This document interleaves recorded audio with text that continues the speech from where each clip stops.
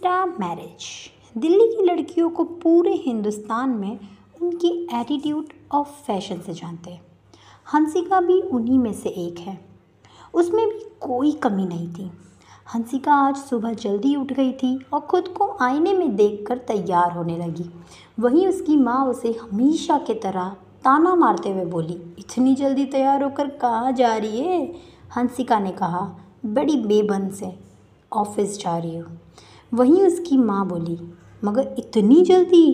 कहीं कोई लड़का वड़का तो नहीं फंसा ली? अगर हाँ तो कोई अमीर ही फंसाना, ताकि हमारे भी स्टेटस मेंटेन हो सके। हंसिका मन ही मन मुस्कुराते हुए बोली, शादी? और वो भी मैं? कभी नहीं। मगर मन ही मन हंसिका भी अपने सपनों के राजकुमार के साथ कभी पेरिस, लंदन तो कभी यूएस घूमते हुए इंस्टा पर धूम मचाती। वहीं उसकी माँ ने ज़ोर से उसे चिल्लाते हुए कहा, सुबह सुबह क्या मुंह में दही जमा लिए? तभी हंसिका भी चिल्ला कर बोली, क्या बोलूँ? आपके इसी बिहेवियर की वजह से पापा ने हमें छोड़ दिया, दूसरी शादी कर ली, और आपका लाडला बेटा जो कल रात से घर नहीं आया, आपको उसकी कोई फिक्र नहीं है। बस मेरे भाग जाने से इज्जत कम ज़्यादा होगा। माँ ने कहा, शिवम लड़का है, वो जहाँ चाहे जा सकता है, पर तू लड़की है, तू अपने हद में रह। हंसिका ने कहा, मुझे तो पढ़ने नहीं दिया, कम से कम उसे तो पढ़ने बोलो। वो सब छोड़, मैंने तुझसे 5,000 रुपये मांगे थे ना? हंसिका ने बड़े बेमन से कहा, फ्रिज पर है, ले लीजिएगा। वो कहकर वहाँ से वो चली गई। ऑटो में बैठकर घर से निकल गई। रोज़ की तरह वो ऑफिस जाने के बजाय एक मॉल में जाने के लिए निकली थी, करोल बाग। चेहरे पर उदासी थी, मन में बहुत सारे सवाल थे। तभी उसे एक लड़के की कॉल आई। फ़ोन की दूसरी ओर से आवाज़ आई, 9 बज गए हैं, अभी तक पहुंची नहीं?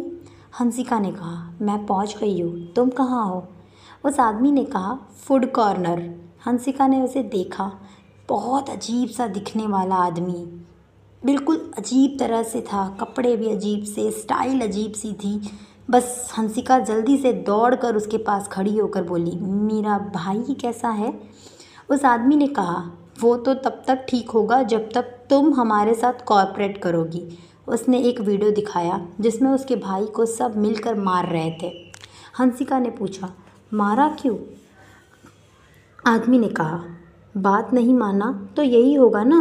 अब तू ले ये कपड़े पहनकर तैयार हो जाओ और इस एड्रेस पर आ जाना, रजिस्टर ऑफिस में। हंसिका तैयार होकर ऑफिस पहुंची और हल्के हल्के आंसू में खुद को बुरा भला बोलते हुए रोने लगी। तभी एक लंबी सी कार आई, उसमें से एक हैंडसम लड़का बाहर निकला। हंसिका तो उसकी दीवानी हो गई और बोली, काश मेरी शादी इससे हो जाती, काश ये मेरा हस्बैंड होता। तभी हंसिका ने देखा कि वो तो एक रजिस्टर ऑफिस के बाहर खड़ी है और उसे लगा कि ये वही लड़का है जिससे उसे शादी करनी है।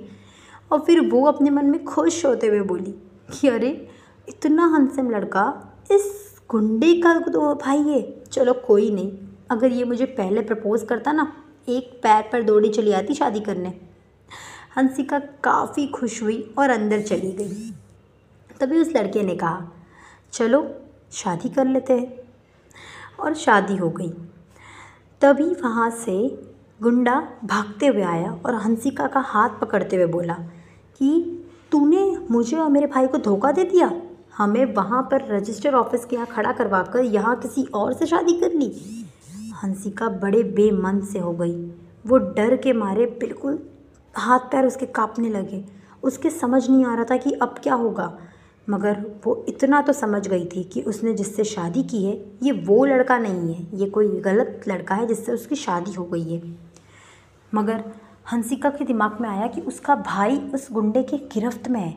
हंसिका रोते बिलखते हुए उस गुंडे के पैर पर गिरकर बोली, प्लीज़ प्लीज़ मुझे माफ़ कर दो, मैं आपको सब कुछ बताती हूँ, ये सब कुछ गलतफहमी है। लेकिन तभी उस गुंडे ने हंसिका को कहा, अब तू देख कैसे तेरे घर उसकी लाश आएगी। हंसिका रोते रोते उस आदमी के सामने रो दी, कह दी कि नहीं ये सब कुछ गलतफहमी है। उसे मनाना चाहती थी, उसे समझाना चाहती थी, मगर गुंडा वहाँ से उसे झंझलाते हुए जाने लगा।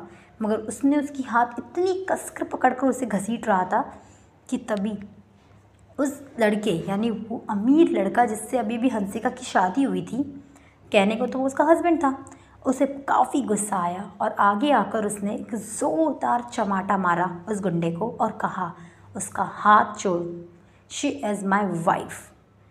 हंसिका के तो पैरों तले ज़मीन खिसक गई। वो दोबारा मानो अपने सपनों की दुनिया में चली गई। जो आंसू अब तक उसके भाई के लिए उसकी आंखों से बह रहे थे, अचानक से वो आंसू उसके लिए खुद के लिए बहने लगे। खुशी के आंसू थे। वो समझ नहीं पा रही थी कि ये लड़का कौन है, कहाँ से आया है। एक गलत फहमी की शादी में वो मेरे लिए क्यों इतनी बड़ी बड़ी बातें कर रहा है। हंसिका रोते रोते उस अमीर लड़के से बोली, नहीं नहीं, मैं आपको डिवोर्स दे दूँगी, मत करो ऐसा। मगर लड़का माना नहीं और उसने मना कर दिया कि मैं तुम्हें डिवोर्स नहीं दूंगा, अब लीगली आप और मैं हस्बैंड वाइफ है। और तभी वहाँ से डरते और भागते हुए ड्राइवर पहुँचा। उसने कहा, सर, आपका और उस लड़के का जिनसे इनकी शादी होने वाली थी, उनका सरनेम और नाम सेम है, रंजन कश्यप, इसीलिए ये मिस्टेक हुआ है। तभी हंसिका ने उस गुंडे को फ़ोन किया जो मॉल में मिला था, मगर उस आदमी ने फिर से वही धमकी दी कि तेरे भाई की अब लाश तेरे घर आएगी, अब कुछ नहीं हो सकता, और ज़ोर से फ़ोन रख दिया। तभी हंसिका रोते रोते उस अमीर आदमी की ओर यानी रंजन कश्यप की ओर पलट कर देखी कि अब क्या होगा। ना तो ये शादी टूट रही है, ना मैं मेरे भाई को बचा सकती हूँ। उसने क्या सोचा था और क्या हो गया। एक पल में जिस लड़के से उसे इतनी मोहब्बत जैसी लग रही थी, जिससे उसे इतनी हमदर्दी हो रही थी, उससे दूसरी तरफ वहीं उस लड़के से नफ़रत होने लगी थी कि इसकी वजह से, इसकी ज़िद की वजह से मेरा भाई मेरे से दूर हो जाएगा। वो कैसा भी था, उसका भाई था। वहीं रंजन ने कहा अपने ड्राइवर से कि हंसिका के भाई को 1 घंटे के अंदर मेरे घर पर लेकर आना। ड्राइवर ने कहा, जी सर। वो कहकर दूसरी ओर मुंह मोड़कर किसी से फ़ोन पर बात करने लगा। To be continued. इसके आगे ये कहानी देखने के लिए आप हमारे चैनल को सब्सक्राइब करें, नोटिफिकेशन बेल दबाएं और कल शाम 7 बजे का इंतज़ार करें। आज का ये चैनल पे अपलोड काफ़ी दिन बाद स्टोरी अपलोड होने वाली है, तो इसका पार्ट आएगा, इसकी सीरीज़ आएगी, 1 बाय 1 इसकी सीरीज़ आएगी। स्लोली मैं अपलोड करूँगी। मैं ट्राई करूँगी दिन में 2 स्टोरीज़ अपलोड कर सकूँ, 2 एपिसोड्स, बट ज़रूर आएगा, डेली आएगा। So stay tune with story zone. ये एक ऐसा लव स्टोरी है जो आजकल के हमारे लाइफ में बहुत होता है, सोशल मीडिया लव स्टोरी। सो इंस्टा मैरिज का नेक्स्ट एपिसोड देखने के लिए प्लीज़ हमारे चैनल को सब्सक्राइब करें, नोटिफिकेशन बेल दबाना ना भूलें and stay tune. Till then, bye bye, take care.